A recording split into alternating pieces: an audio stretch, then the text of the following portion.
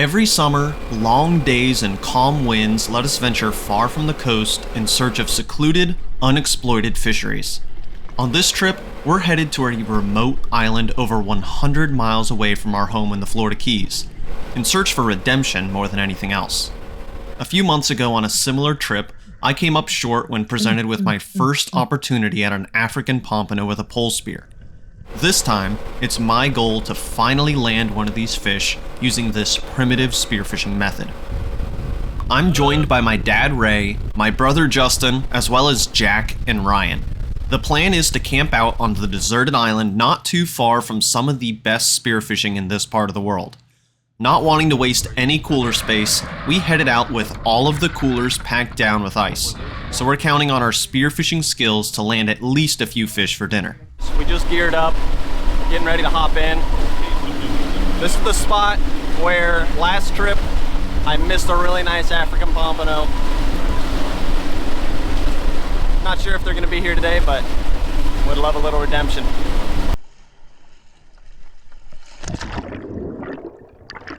This first spot is a roll-off from about 40 feet deep to almost 90 feet, and it didn't take long before we spotted some bigger fish on the deeper side of the reef. I made my first drop and tried to track down a black grouper that I saw swim into one of these caves.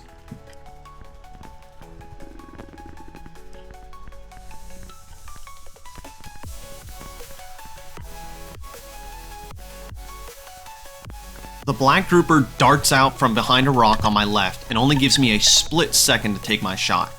Unfortunately, the slip tip doesn't engage and the shot pulls out almost immediately.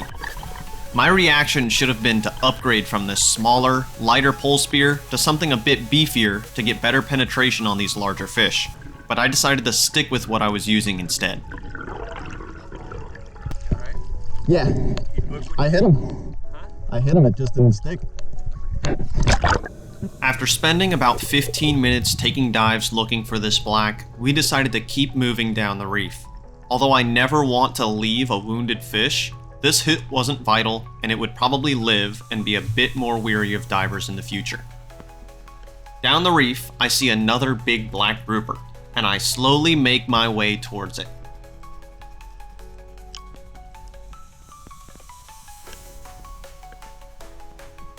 The black stops to take a look at what I am, and I try to get as close as I can to it, take a lunge, but unfortunately, he's just a little too fast. Again, this is a really good point where I should have sat down and switched pole spears.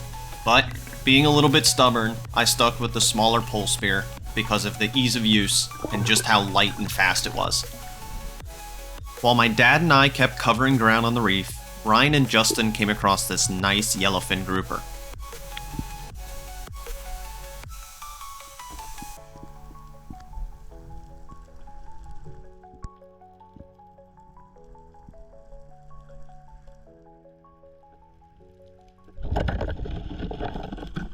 Ryan lands a great shot, but unfortunately, the slip tip doesn't engage, and the fish swims back down into the cave. It took him about 30 minutes to work this fish out of this rock, but finally, Ryan was able to get this fish in the boat. So I drill the thing through and through. I have him up in my hands, You got him? and then I let it go out on my way up. Nice. And I lost him. Yeah, that's a big yellowfin. Right? Big yellow. Sig special, baby. Oh, Get out of here. That one's mine. I'll take it home.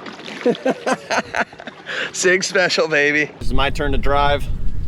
Guys just hopped in. They saw a nice black as soon as they hopped in. So they're breathing up. Looking for them now. Jack takes a drop on the nice black grouper they saw when they just jumped in the water and tries to line up a shot.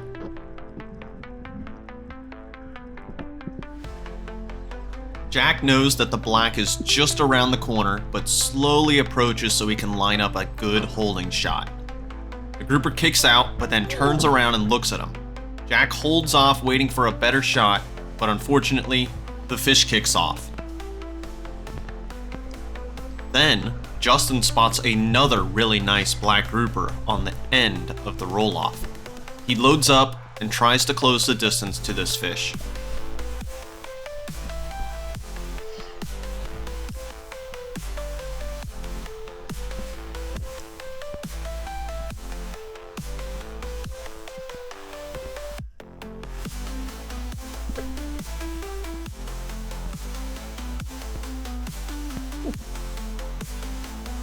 While we were seeing a ton of really nice grouper, none of them really let us close the distance, or we missed our opportunities when we had a shot. On the shallower side of the reef, Justin spots a big school of mangroves with a handful of big cuberas mixed in. He drops to the bottom and starts grunting to try to bring the fish to him. Curious from all of the noise, a nice cubera comes in to check out the commotion. Justin lines up and sends a shot towards the fish, but hits it a little high. Because there's so many sharks in this area, Justin has to rip the fish to him as soon as possible. If you let one of these fish dangle, you're likely gonna get sharked.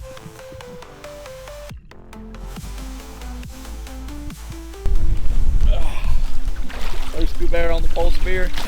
Not the biggest one, but great eating size. That's perfect. Oh. Jack saw this nice zero coming in, so he made a quick duck dive and lined up a shot. Bro, I had to break the ice somehow. I went from 0 to hero, baby. It's a good one. Only a few minutes later, Justin spots a pair of nice dog snapper swimming in and out of this ledge. He slowly approaches with his pole spear ready to shoot and waits for the bigger of the two fish to show itself. He lands another nice shot, kind of in the top of the fillet of the fish, but is able to bring it up all in one go. Doggy. Justin just shot this nice dog, and Jack got a nice zero, so things are starting to pick up. This is one of Ryan's dives, and it's pretty cool to see his style of hunting in comparison to ours. Rather than trying to close the distance to the fish, Ryan maximizes his bottom time by staying in one spot and trying to bring the fish to him. This style allows him to get close to fish that would usually stay well out of range with our style of hunting. This footage really feels like it's in slow motion, but in reality, Ryan's just slowly sinking to the bottom, trying to conserve his energy and his oxygen so that he can lengthen his bottom time.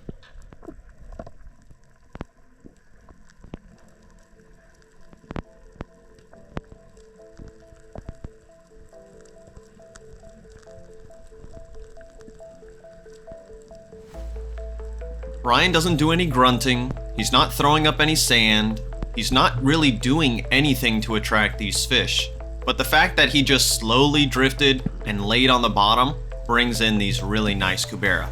And you can see they're a little spooky, but they're really curious to see what this is. Ryan minimizes his movements and tries to keep his pole spear in one spot and only makes minor adjustments to line up his shot. And as this cubera gets a little too close, he sends it and gets a good holding shot. Now, just like I was saying before, if you let a fish dangle like this, you're bound to bring in some sharks. And this one thought he was gonna get an easy meal. Fortunately, Jack was right there and was able to basically spook off this shark by getting nice and close to it and being able to grab that pole spear to help Ryan get back to the surface. Beautiful cubera. Ryan shot, not me. Damn. Sharks were on it though. They were trying to get after it, but not as like aggressively as I thought. I think it was a lemon. Was that a lemon? Oh, well, he gone. Yeah, I think it was a lemon that was after it. By now, the box was really coming together, but we needed to repack the fish to keep them cold. On a small boat like this, it's incredibly important to maximize your ice, especially on overnight trips like this. Suds only. This is why we gut all of our fish and take extra time to pack the fish properly. There's no point in taking these fish if you're not going to take care of the meat. So we took a good amount of time to load the fish into one of the bigger coolers, then headed out to a few deeper spots.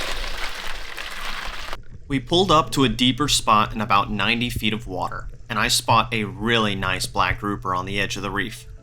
While it wasn't an AP, this would likely be my largest black on a pole spear. One of the major challenges of spearfishing is trying to remain calm to keep your heart rate down, all while chasing a trophy fish. The more excited you get, the faster your heart beats and the less time you have to get a shot at the fish. I try to keep this fern between me and the black grouper for the last few feet so I can close the distance. I take a shot, and the fish takes off with my pole spear, screaming line as I head for the surface.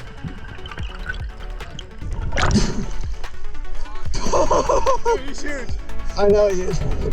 In 90 feet of water, and with a pretty strong current, it was going to be a battle to work this fish out of its hole. Ryan breathed up first and made a drop.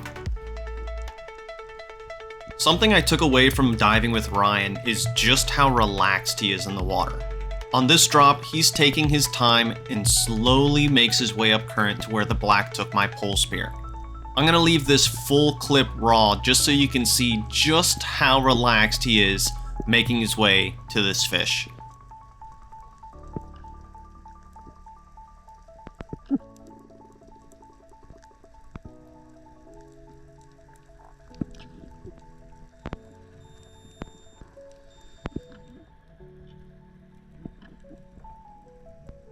He finally makes it to my pole spear, and he tries to work the grouper out of the rock by pulling him out from the spear.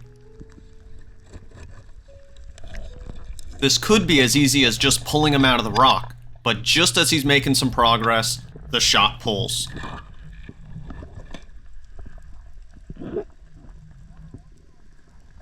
Trying to extract a grouper this big in this depth of water is a challenge on its own, but trying to track the fish back down to land a second shot in the fish is next to impossible, especially in current like this. Jack took a drop to try to recover my pole spear and possibly get a second shot in the grouper. Jack was using his sub-NATO on this dive, which helped him breathe up while battling the current. I used to think that these devices were gimmicks, but after watching him breathe up while effortlessly sitting in place above the spot, it's clear that these are game changers. I'm curious what regulations will be put in place for these devices in the future. Jack reached the hole that the black grouper was, but all that was left was my pole spear.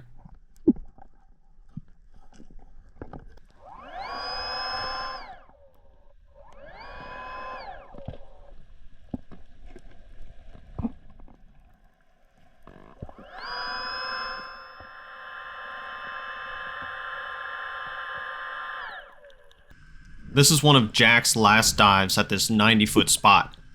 He spots a really nice mutton snapper from the surface and makes a dive to try to intercept it.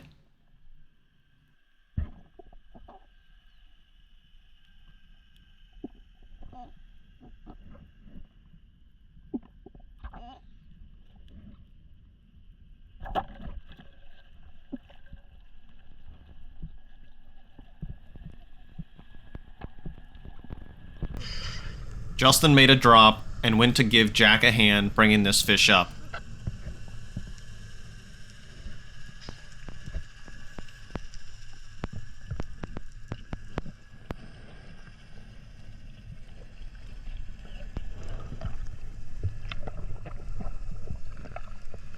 At this point, I was feeling a bit defeated. I had opportunities with 3 really nice black grouper, but I still couldn't land one. After spending a bit more time in that 90-foot stuff, we moved back into some shallower water, and that's when I made this dive. The bottom was absolutely covered in mangrove snapper, and I made some grunting to try to bring in the bigger fish. Unfortunately, we were only allowed 2 cubera over 30 inches, so unless it was a really small fish, I couldn't shoot one. And of course, the nice sized fish showed up almost as if they knew I couldn't shoot them.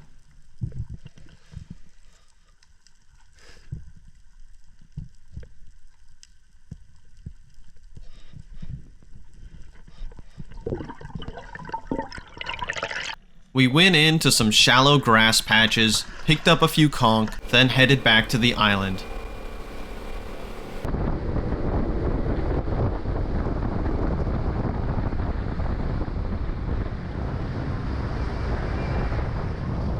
Today, missed some really good opportunities on some really nice black grouper.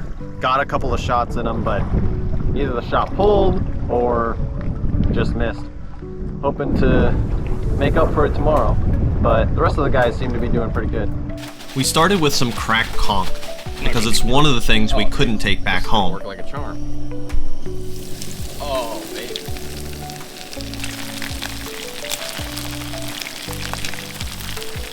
All right, the tide has gone out. The boat is beached. We can no longer leave. And we have a beautiful thunderstorm off in the distance. We're watching lightning. So we're hoping we're not gonna get poured on, but we'll see. We got the campfire going, we're cooking. We'll see how everything turns out. Well, the conch turned out great. Can't go wrong with cracked conch, fried. We're working on the mutton here.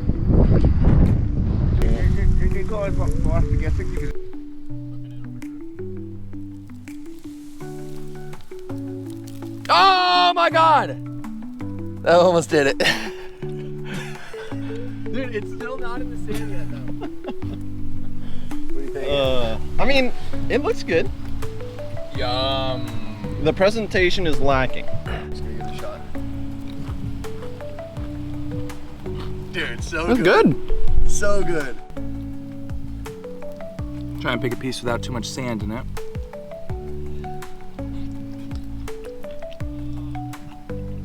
Wow. Dude, like super That's really good. good. It's like super good, I'm very impressed. right? I spent the last 20 minutes talking a lot of shit about this, but that's delicious. Why is it so good? Dude, It's like buttery too. it's so good. Why? Magic. All right, guys. We'll let you know how we do in the morning. Not looking good.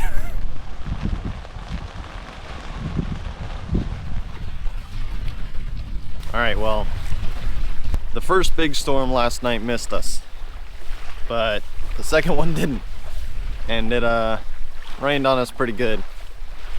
Fortunately, Justin and I didn't have rain tarps, so we went and set up underneath my dad's. Wasn't the best night of sleep, but feeling pretty good. Heading out, gonna do a little diving. Pretty overcast today, but hoping it clears up and we'll see you out there.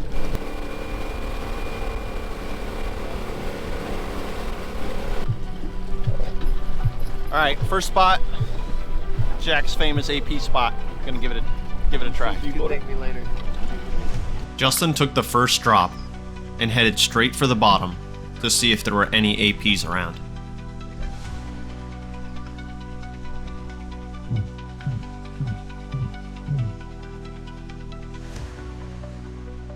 Justin grunts to try to attract any fish that might be in this dirty water and looks around, trying to see if he can see any fish silhouetted against the surface. As he turns his head, Justin sees the tail of a nice African pompano. And just then, it spins around and starts swimming his direction. Justin readies his pole spear and begins to line up in front of the fish to kind of head it off so that he doesn't spook it. And as he lines up, the fish turns at the last second. Seeing this, I immediately make a drop to see if that same fish will give me an opportunity. At first, he's pretty close, and I do a little bit of grunting to see if he'll turn around and check me out.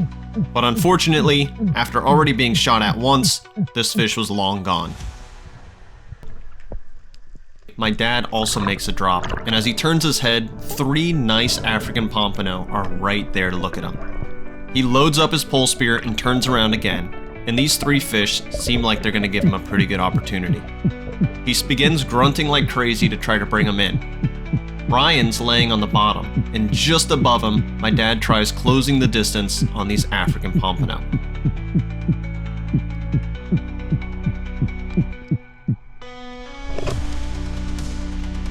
My dad misses the stone shot by probably less than an inch, and this African pompano goes nuts.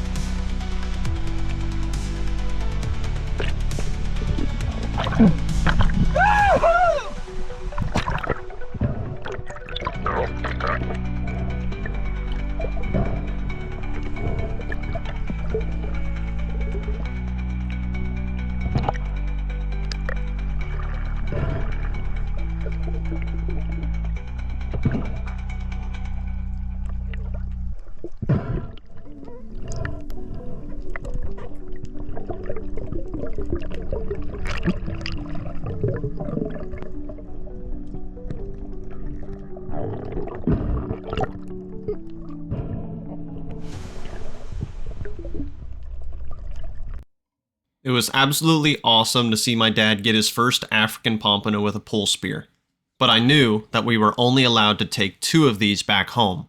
Before I could even grab my pole spear, Ryan was swimming to the boat with another really nice African pompano. We were limited out and had only been at the spot for about 15 minutes. Yee-hoo!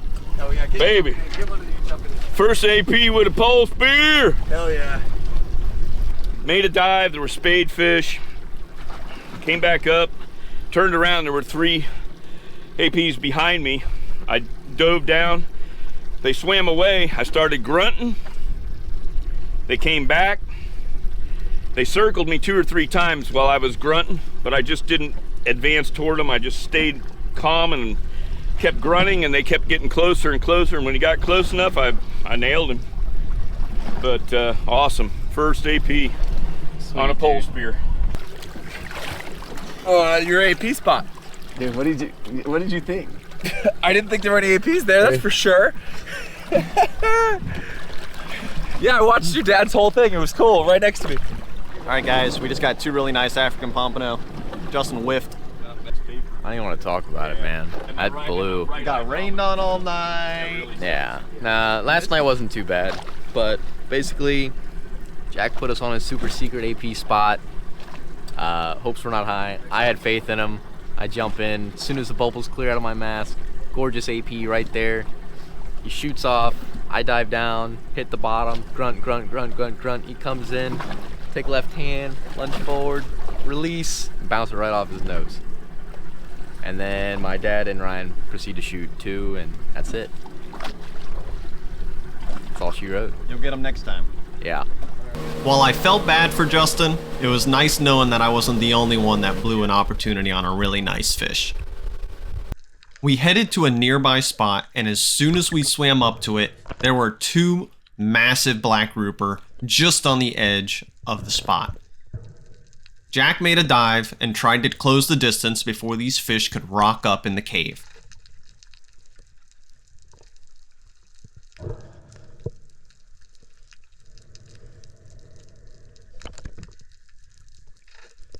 It was time to break out the flashlights and try to figure out where these fish went in this hole. Holy crap. We took turns taking dives on the spot, each trying to figure out where those black grouper went.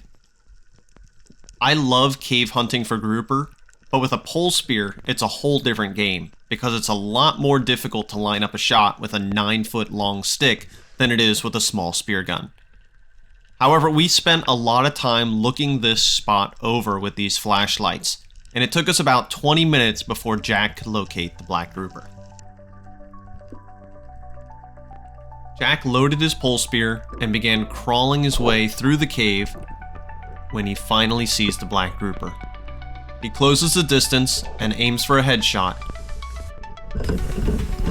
The fish turns to try to go deeper into the cave, and Jack hangs on to his pole spear to make sure that he can't get too far. If you're going to wrestle these fish out of these deep caves, you need to make sure that they don't get themselves lodged back into a spot that you can't get to. Jack crawls his way back out while keeping tension on the pole spear to make sure that the grouper can't get too far back up into this hole.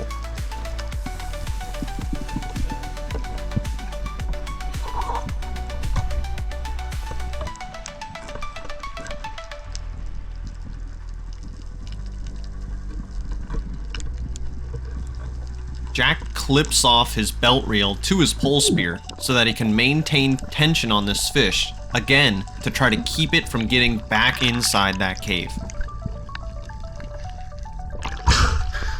Got him right on the edge. Jack and the fish had kicked up a lot of dirt, so it was pretty murky in the cave, so Justin went down with his flashlight to try to put a second shot in the fish to make sure that he couldn't get further into this cave. He lined up and took a shot. With the fish all but secured, Jack made one more drop to try to get the fish free from the cave.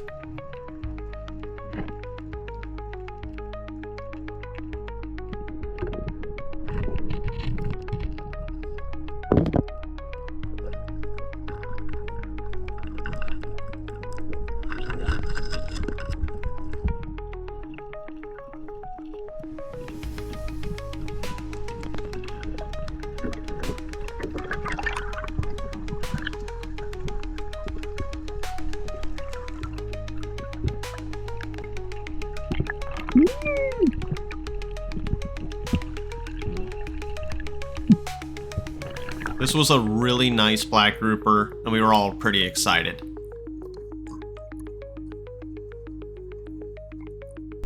We spotted another black grouper go into one of these holes, so Justin made a drop to see if we could finish out our black grouper limit.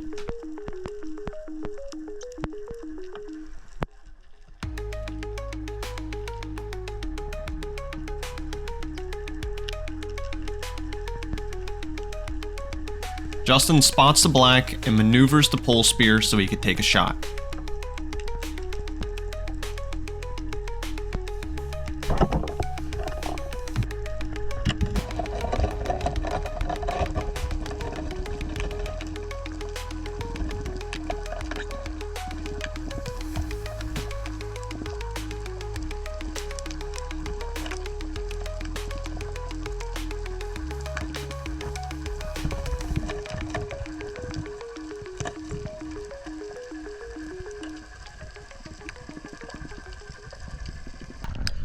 There you go. Oh yeah. Nice fish. With 2 cubera over 30 inches, 2 African pompano, and now 2 black grouper, there really wasn't too much more we could bring home. But Jack said he had a spot that has a bunch of nice mutton snapper, so we headed there next to try to round off the box before making the long trip home. Looking for a bit more of a challenge, Jack dropped down with his Hawaiian sling. And Jack has a really cool setup here where the sling has a reel on it as well. And he's pretty deadly with it. So he comes down to the bottom at this spot and begins doing a little bit of grunting, looking for some of those muttons that he knows are in this area.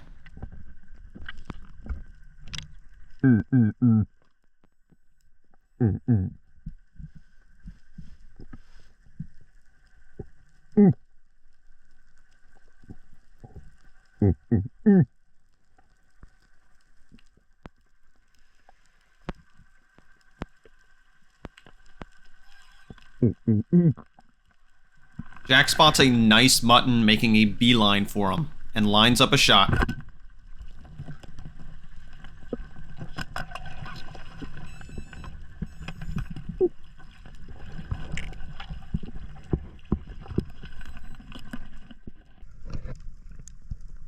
Justin was the next to drop, and you can see Justin sees the mutton before even making the dive, and just tries to gently glide down into the fish to close the distance.